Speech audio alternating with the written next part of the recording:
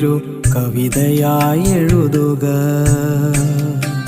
എൻ്റെ മരണം നീയൊരു യാത്രയായി കരുതുക.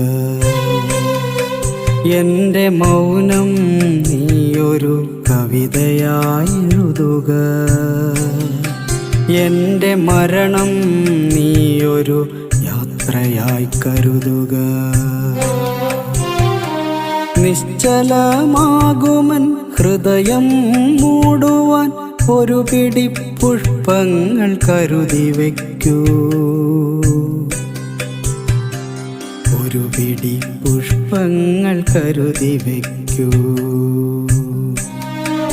എൻ്റെ മൗനം നീയൊരു കവിതയായി എഴുതുക.